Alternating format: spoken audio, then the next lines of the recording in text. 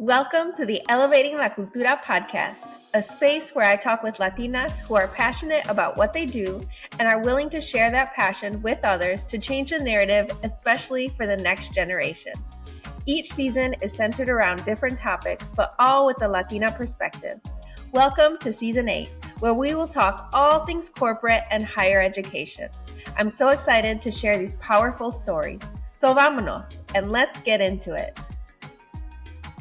Hey, we are wrapping up another amazing season of the Elevating La Cultura podcast, and we have officially passed 5,600 downloads. Thank you so much to all my listeners for your continued support through each season. I'm especially grateful to each guest that takes time out of their day to share their story and inspire others. The Elevating La Cultura brand has grown since the last season with a new mentorship program and even more in-person events. And I've already got a few things planned for 2024, so make sure you're part of the email list to know what's new every month. You can go to elevatinglacultura.com to get on the email list. It has been a great season with my guests sharing their experiences navigating higher education and corporate spaces. For many first-gen Latinas, we are navigating these spaces with no guide or blueprint for how to succeed. And it can be lonely, challenging, isolating, and even traumatic.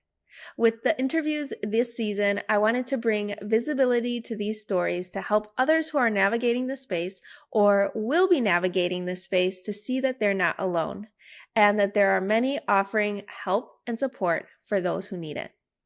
I'm especially thinking of Estrella from episode 92, who shares her personal story, which prompted her to create a great platform with a podcast and resources to specifically help people navigating the higher education space. And Aida from episode 93, who is finishing her 10-year academic journey to bring representation to the higher academic space. They have both created platforms that encourage people to keep going, even when it seems so hard. There are people who understand and can help guide you and support your journey. And even if you continue on after undergrad to pursue a master's degree, as you grow and develop as a person and learn new skills, pivots might happen along the way, which is totally okay. Many of us have heard that we need to keep our head down, keep working hard, and just be grateful for where we are. While gratitude is usually always in our hearts, we are realizing we have more opportunity and options that may be presented to us, and taking a detour is part of the process. Beatriz from episode 85 shared how she worked her way through her master's in social work positions to realize that she wanted to shift and move towards entrepreneurship. And now she's doing amazing things helping others in building their business.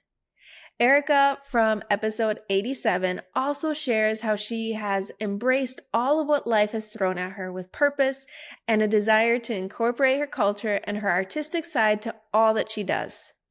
I also appreciated how she spoke vulnerably about how she has navigated all of it with ADHD. And in episode 89, Elizabeth shares how she is entering her do-nothing era, and rather than hustling and working extra hard in her corporate job like she did when she started, she is simply focusing on her own mental health, protecting her time, and being intentional about enjoying life in order not to get burned out. Burnout is a real thing that many times we are led to by the guilt of feeling that you're not doing enough, or guilt for being tired or wanting rest. But in 2023, we should collectively be doing all that we can to set boundaries and avoid burnout. Even when we plan for all the things to turn out the way we want them to, sometimes we are thrown a curveball and forced to reassess and pivot. Viviana from episode 90 shared transparently about when she was laid off and how she navigated that. She also gave tangible advice to prepare as much as you can for when something like this happens. Sometimes there isn't much you can do, but remember it isn't your fault, and to expect the unexpected, because the corporate spaces are hard.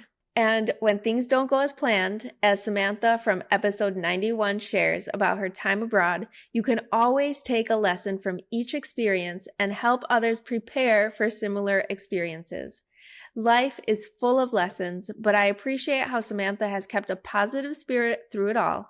She has taken each obstacle with a learning mindset and has in turn now decided to help others through her continued studies and her Hood Girls Travel To podcast and brands. And even when things do go as planned, you might find yourself wanting to pursue a different outlet or career. Lauren from episode 88 shared how she was able to take her experiences as a lawyer to inspire her writing young adult novels while also bringing representation to her characters, which is something that is exciting for my daughter to experience and has considered Lauren's book, Suddenly a Murder, to be one of her favorites. And we can all agree that as first or second gen Latinas, we are doing a lot of navigating, healing, and changing conditioned mindset patterns, which is a lot of work. But I can guarantee you that it is worth it for our own healing and for future generations. We are in an ever-changing society with new technologies and opportunities. I mean, there are jobs now that weren't created when we were kids. Giovanna from episode 86 is an example of how instead of fearing the changing technologies like AI, we can learn from it and also advocate for our communities to be considered when creating new things. She is truly doing great work in her industry and for Latinas in tech.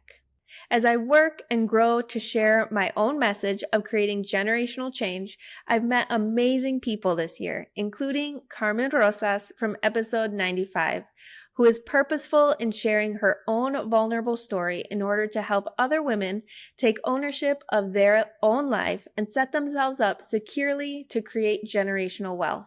I appreciate her sharing her experiences through law school and how she stayed true to who she was as a Latina rather than assimilating. And it was so special to end the season with one of my best friends, Deborah from episode 96. I've seen her excel as an ER nurse, pursue her double masters, which was intense, and also have been able to cheer her on through all her accomplishments and each career move. She is truly an inspiration to me and my family. I specifically had her in mind when I created the season about higher education and corporate Latina baddies. It's amazing how even though her and I have different careers and networks, we can cheer each other on and even bring our networks together to leverage opportunities for our communities. As I close out another season, I'm forever thankful you joined me in listening. I'll be coming back this spring with season 9. In the meantime, stay connected with me on Instagram and stay tuned for our Comadre Brunch calendar. I'm planning more workshops, more mentorships, more collaborative events in the new year, and can't wait to announce all the things I'm planning for us. This was a fun season where I learned and was inspired by all my guests. Okay, amigos, thank you so much for listening. After you listen, feel free to take a screenshot, post on Instagram, and tag at Elevating La Cultura or send me a DM.